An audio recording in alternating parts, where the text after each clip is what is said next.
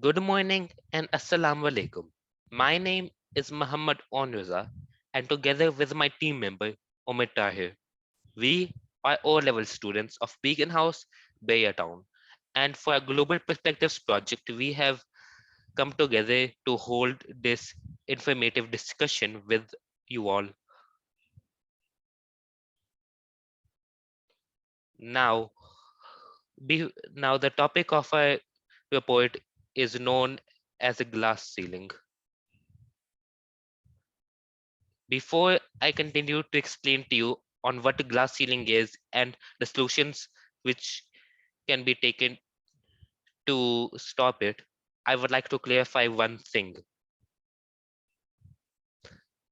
Great strides have been made toward equality in the workplace. But even today, many people find that they're unfairly blocked from advancing their careers. They may be ideal candidates for promotion with relevant qualifications, experience, and can do attitudes.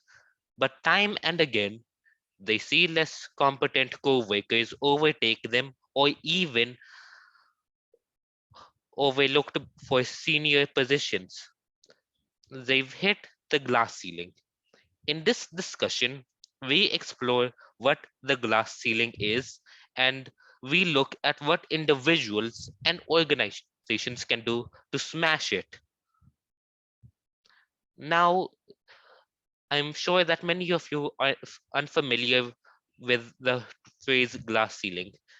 That is the entire purpose of this discussion, so that you may gain better knowledge and to raise awareness of glass ceiling and to encourage women empowerment.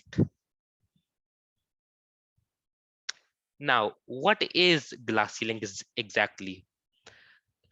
Well, glass ceiling refers to a metaphorical invisible barrier that prevents certain individuals from being promoted to managerial and executive level positions within an organization.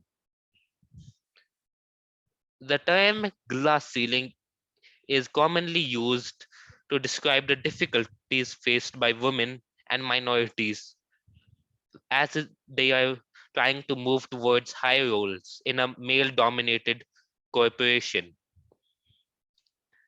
The barriers are mostly often unwritten, meaning that these individuals are more likely to be restricted from advancing through accepted norms and implicate biases rather than defined corporate policies.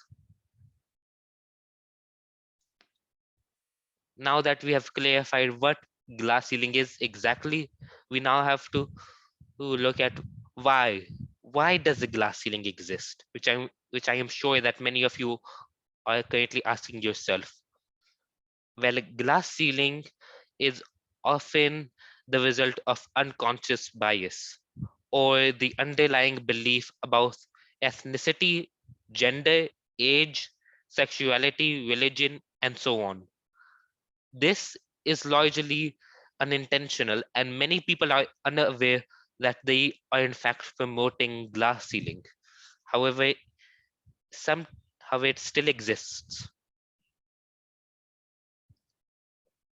Now, I'm sure that many of you are unaware, but the female make up 51% of the entire world's population.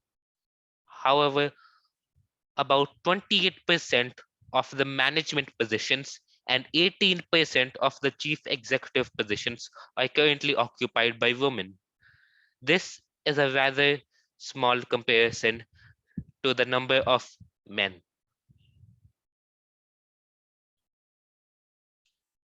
Now, the glass ceiling is most often associated women at workplace. Research suggests that women are 18% less likely to be promoted than their male counterparts.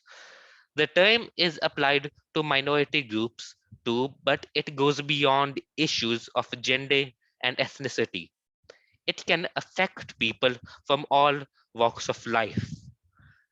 And glass ceiling has mainly only negative impacts As you can see, a 2019 study revealed that glass ceiling has a direct impact on the stress level of female employees. This current chronic stress is known to affect the immune and both digestive system, and it has many long-term symptoms which include anger, sadness, sleep problems, headaches, and irritability. Now, I'm sure that many of you are caught up on how problematic glass ceiling truly is. This graph, which has been provided to us by this statistical abstract, shows us the average earning of full-time workers by the educational attainment that they have received. The red boys show women, while the blue boys show men. As you can clearly see, that even though um, they both possess the same level of education, men still tend to receive a higher wage earning than females. And in fact, in some cases, men which receive a lower level of education, for example, a high school graduate, still receives a larger amount than a female college graduate. This is very dangerous, and as it affects women both so um, sociology and financially.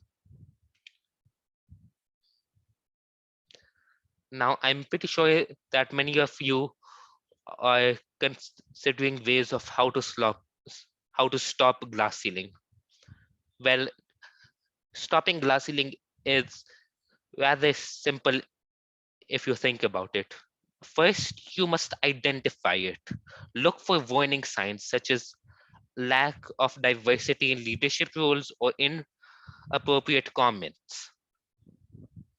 Now that you have identified, individuals can tackle the problem by learning more about it, raising their concerns, and taking responsibility for their own development. These are the two main solutions to glass ceiling, which any individual and person can do without the assistance of any corporation.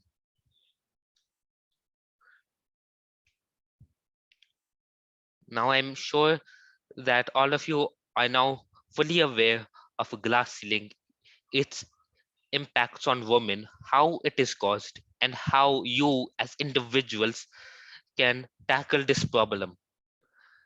I thank you all for joining me for this discussion, and I hope that it has been enlightening for you all.